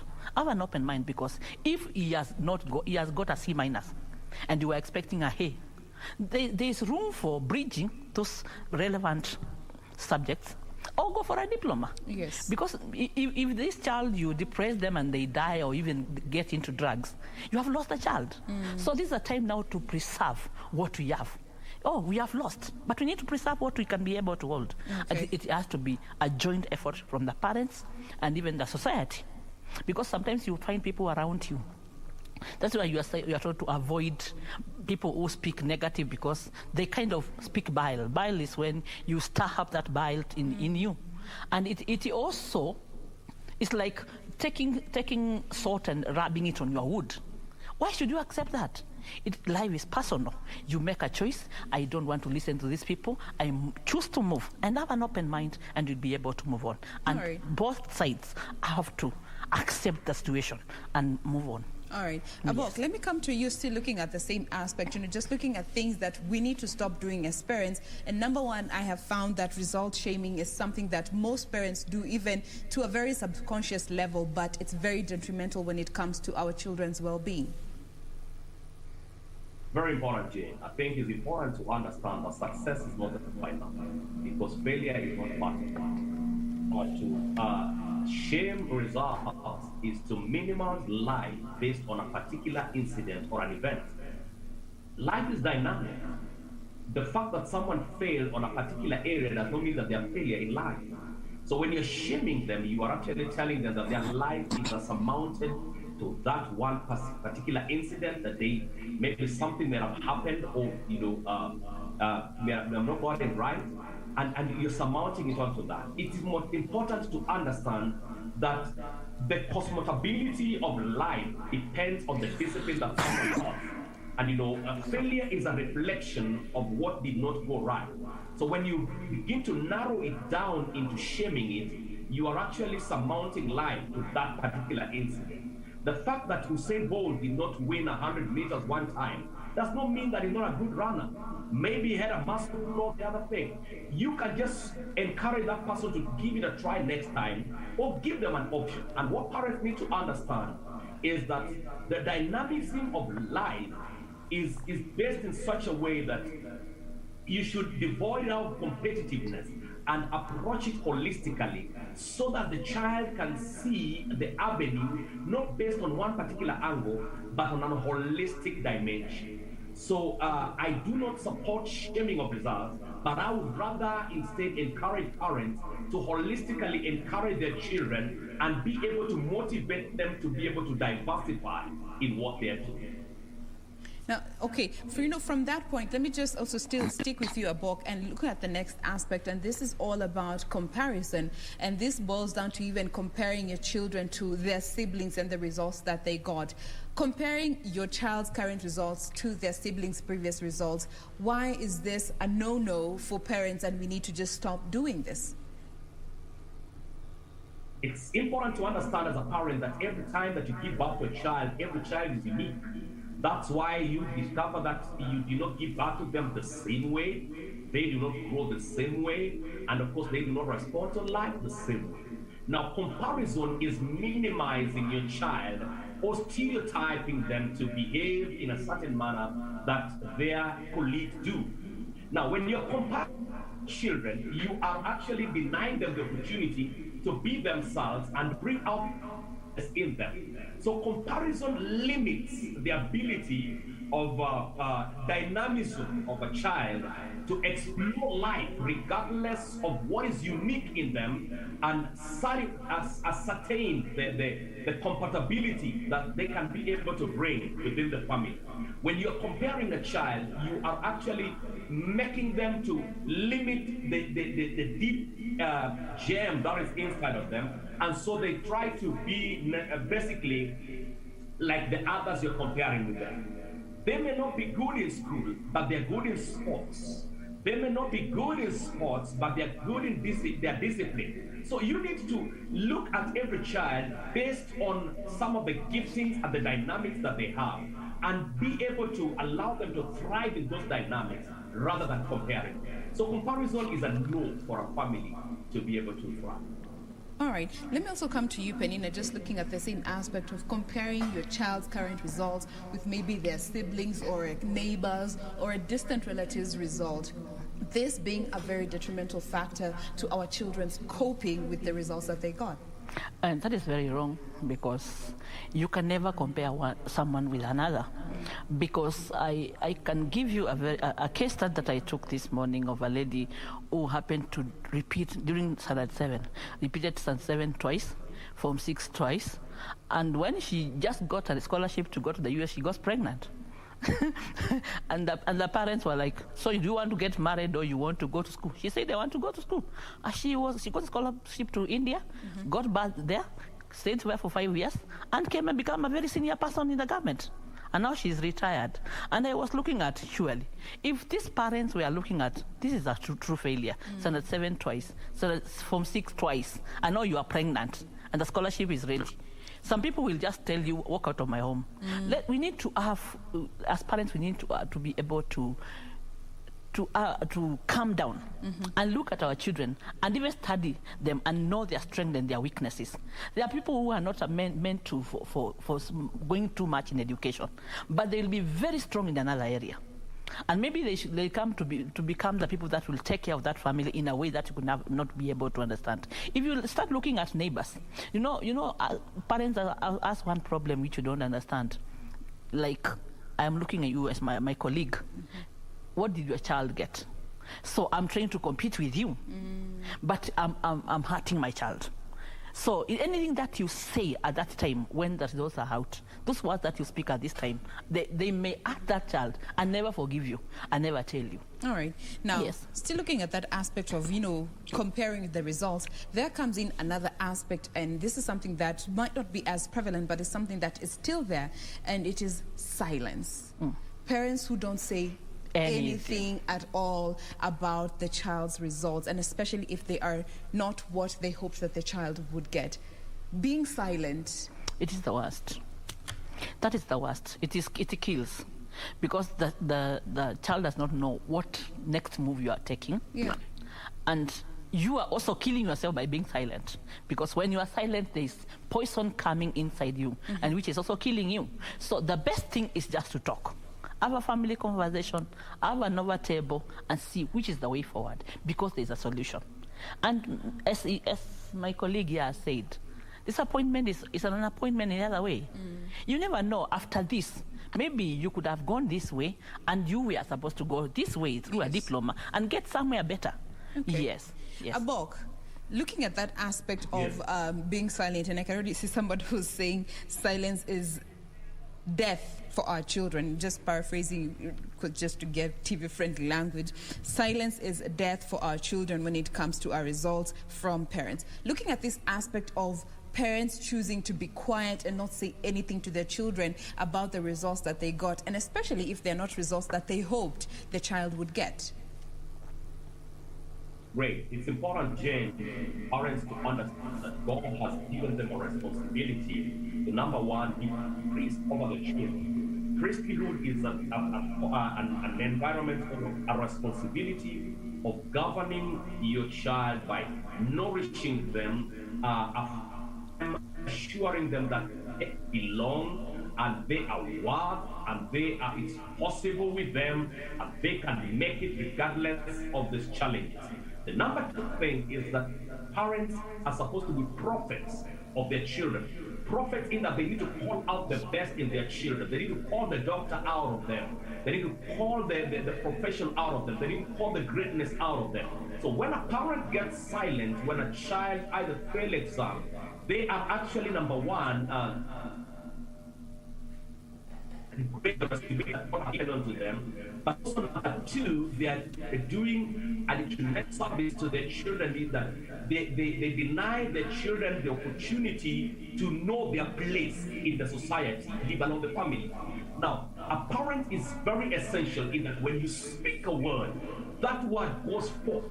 The Bible is clear of things, that words that parents have spoken into their children, and their children became those words. The society is about your parents speaking, and your parent can tell you, I see engineer in you, I see greatness in you, and then you begin to work on that.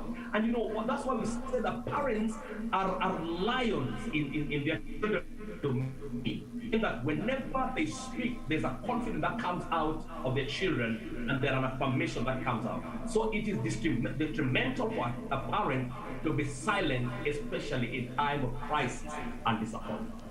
Absolutely. Now that brings us to another aspect, and this is about forced repetition. Just from what you have said, when we have, as parents, we force our children to repeat the class because they didn't get the grade that we parents wanted them to get. Is this something you would tell parents to stop doing, or you would advise them to do it depending on the situation? There's the issue of if you have not got the right grade, you go to the TVETs. TVETs is where you go, maybe you go, you know them, eh? Yeah, technical. So, the technical. So, it is supposed, I don't think it's supposed to be an issue of, like, using force. It's good to dialogue with your children. Because at that level, if you start dialoguing with them, they will become decision makers even in their own life. But if you start pushing and using it's like when some parents will say, I want you to become a doctor, and they want to push you to become a doctor. Yeah. And maybe by birth, you're a saloonist, and you will become a very rich person as a saloonist. So sometimes it's not good to push. It's good to repeat if it will make any difference, but don't use force. I don't think it's good for use force.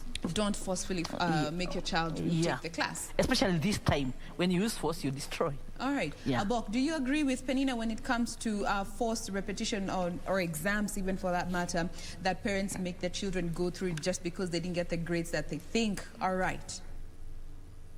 I agree with Penina 100%. The Bible says, come let us reason together. Now, life is about reasoning, and reasoning is about pointing out the blind spots and helping somebody to have a directive of what they need to do. We are counseling. Counseling is what I do part of my day. I do not tell people what to do. I direct them, I guide them, and I support them into what they need to do. Today's young people are looking for someone to reason together with them and, help them to be able to get the direction. When you reason together with your child, you help to illuminate the things that you may have not been able to see. And then when it picks up a direction, it feels responsible for the direction. When you force a child to repeat a class, you are actually, number one, right now schools are going on, it will be all the so there is an element of feeling out of it. Now, education has a lot of a student. When the psychology is distorted, the mentality of this person to be able to reason and bring out the best is actually challenging. So let us reason with the student, with the child. Is there something that is optional, or if they are repeating, are they repeating out of their own initiative and not you forcing them? Let them be in a position to see the need, not. All right. Now, let's move on from what parents should stop doing, because they're not just here to point out the problems, we're also here to help out with solutions. Yes. And for those who may not know how to handle this situation, we are here to give you pointers in regards to what you can do. And number one, it starts with acceptance. Yes. How far does accepting your child's result take the both of you when it comes to alleviating the pressure that comes with disappointments? Let me start with you, Penina. Accepting is the key thing, because whether you say no or yes, life has to continue. Yes. This has happened and it has happened. So when you accept and know that there is no way to change this, but we have to move on, you will have a solution. And the first thing is to make sure this child, you speak to them in a way that they feel you accept them the way they are, because you may also destroy them. Because there are two ways. The sooner you accept it, you know it's better for you. And you may find someone who may go into drugs and even doing things that will cause them forget what has happened, because nobody is supporting them.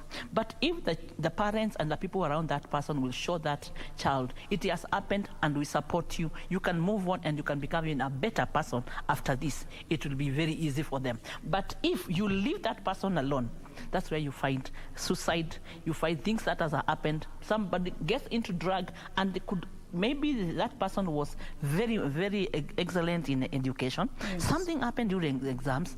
Maybe he got a shock during the exams at that time, and he could do better later. So if you destroy them because of your expectation as a parent and expectation in the society, you destroy your child. Okay. And this is your property. It is yours. So it is you to preserve. All right. Yes. So acceptance is very key. All right. Abok, looking at the aspect of acceptance, and especially from a psychological standing, what consequences does just acceptance being the first step has, and especially looking towards the good of the child? Great. Two aspects psychologically. Number one, acceptance reflects the element of an in that this you own that yes, this attempt I did. How many people do not attempt?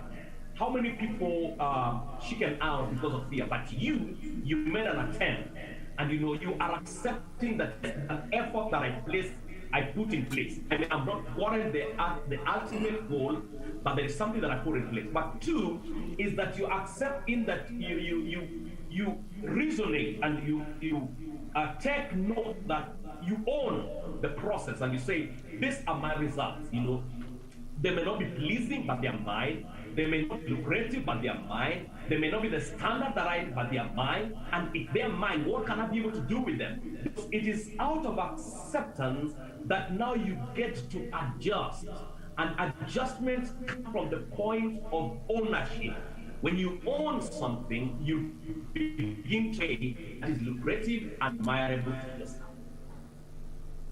Now, I like the fact that you brought in that aspect of acceptance leads to the next stage. And this is all about now involving your child in this conversation. And number two, getting to hear your child's opinions, regardless to whether they like it or not. Let me just pick up from where you left off, Obok. Getting to involve your child in this conversation and just hearing what they have to say as part of what you should do as a parent. Why is that vital?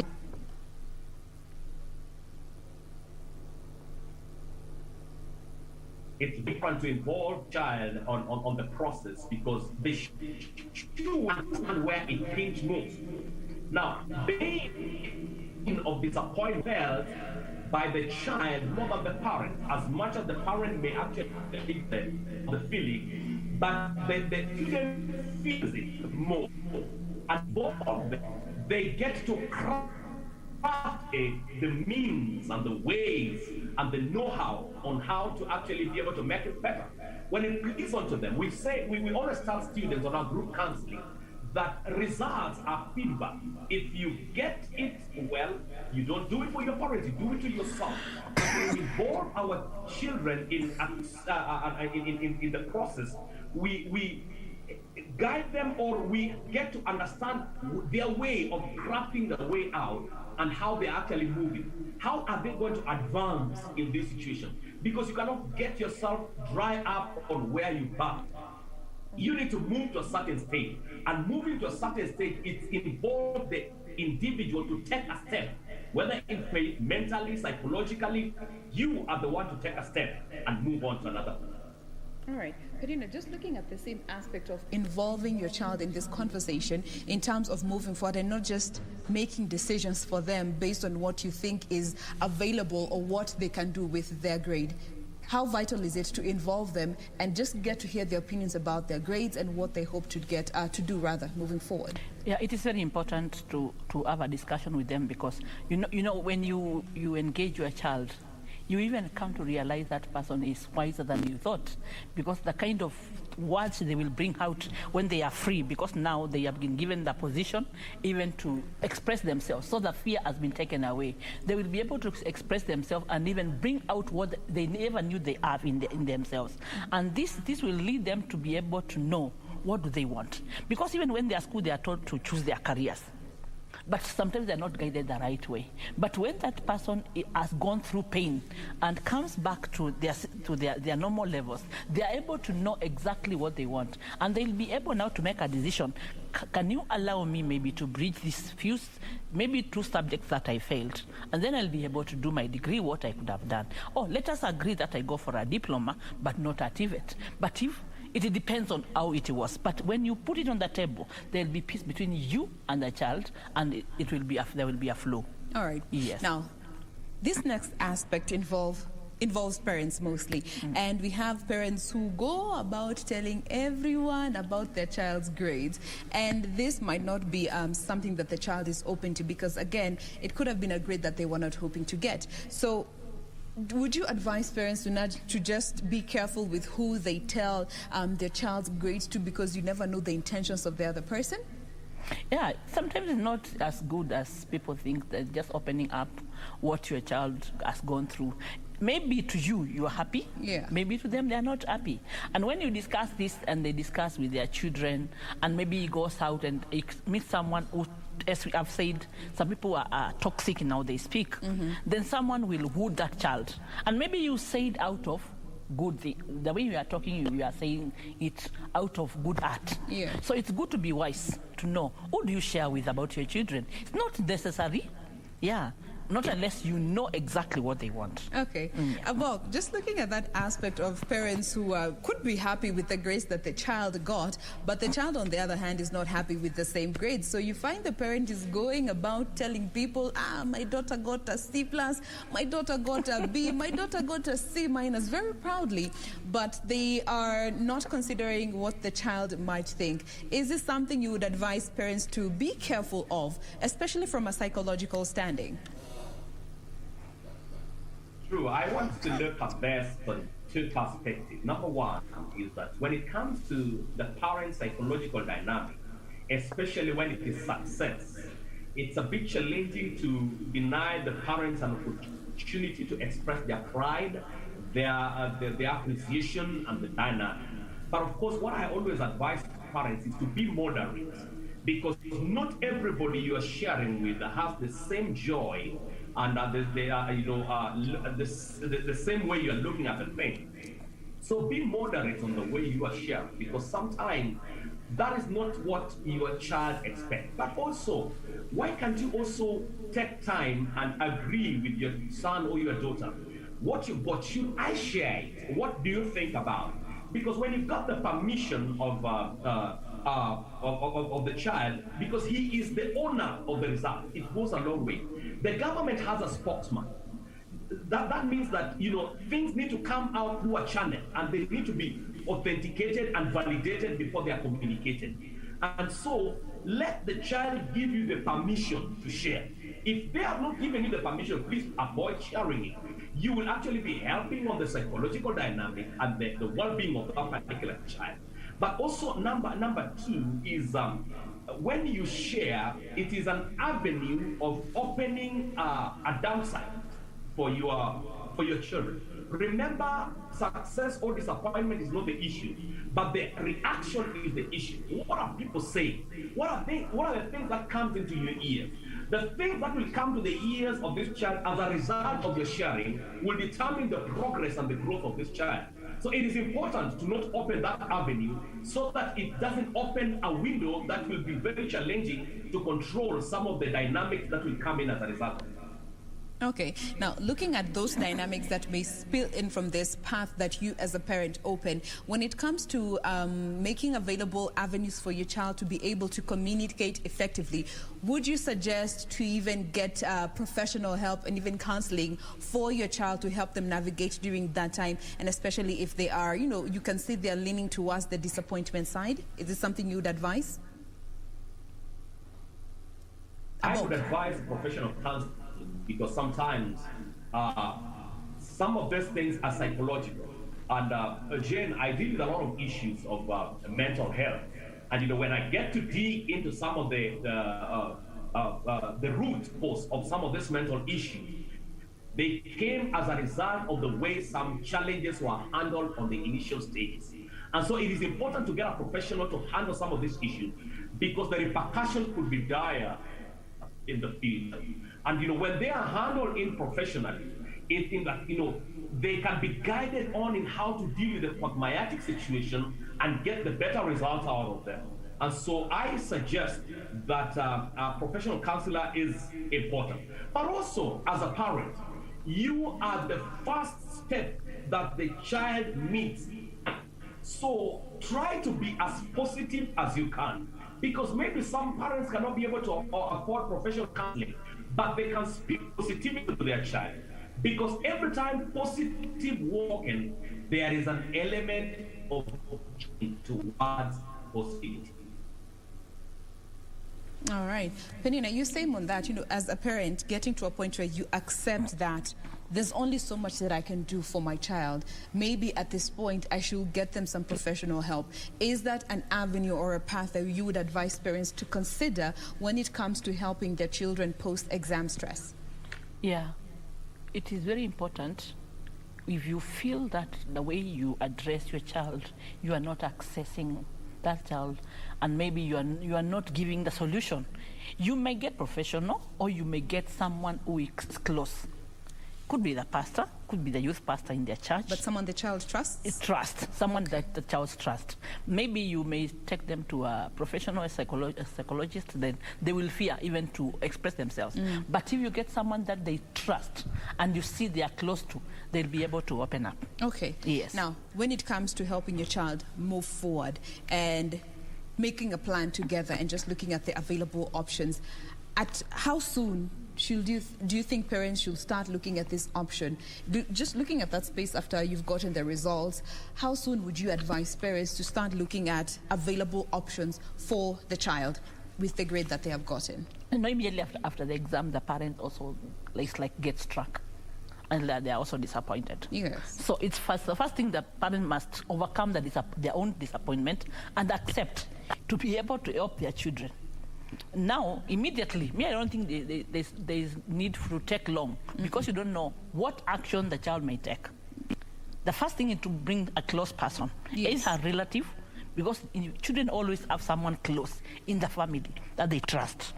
That you can be able to identify such a person to be the first person to use. Yes. All right. Now, when it comes to just reassuring your child, and let me just get your opinions on this, Abok, the role that reassurance plays from the parent, especially the role that just you as a parent reassuring your child has to do, and especially looking at the fact that you have a critical role to remind them that this is just a grade and it doesn't really determine or predict or give a future that has been cast on stone. Your parent as a reassurer for your child. Very important to reassure the child because on the pressure they have anxiety. Anxiety is. All right, we seem to have lost Abok there, but we'll be getting back with him as we draw nearing to the close of this conversation. But let me just come to you, Penina. You know, as a parent, understanding that you have a very critical role in reassuring your child, and especially with the fact that the grade that they have gotten does not mean that their future is cast on this particular stone. Yeah, grades are just grades, and you can get other grades later, even better than that. So the most important thing as a parent, if it's my position as a parent, is to show this child that this is not the end of the road. We can get something better. So we need to sit down and agree. Do you need to repeat? Do you need to go for this or this or this?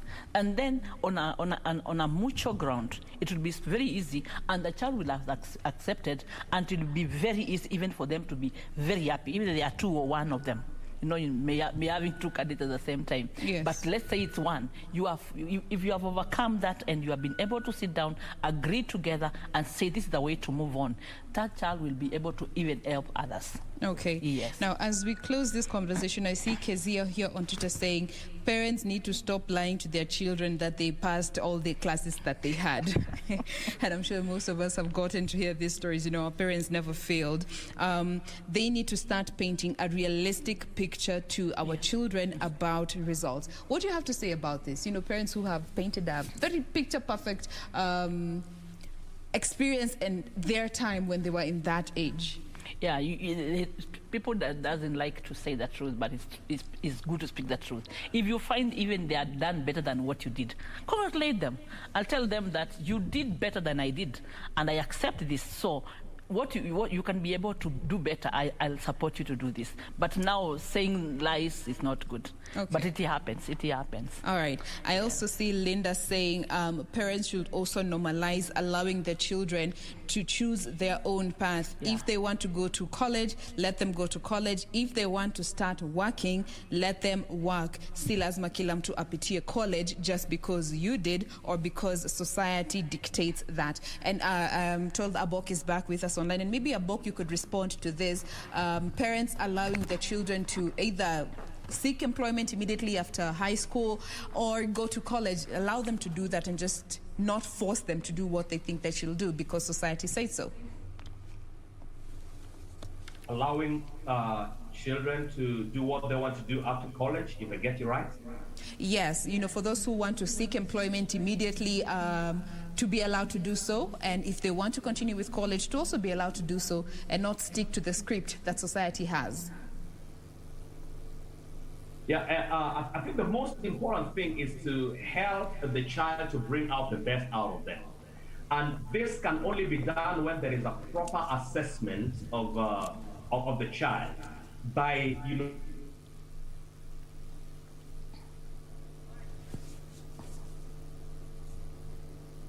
All right, ni kama Zoom ya Boki imekataa tumalize show na yeye, but nonetheless, we've actually come to the end of the program. But as we close this conversation, Penina, maybe your closing remarks to our youngsters who are watching us this morning, the parents who have children who sat for either the KCP or KCSE exams, and just understanding that they have to work together to help the child move forward. What would you tell them? Yeah, this is my final remarks to the parents.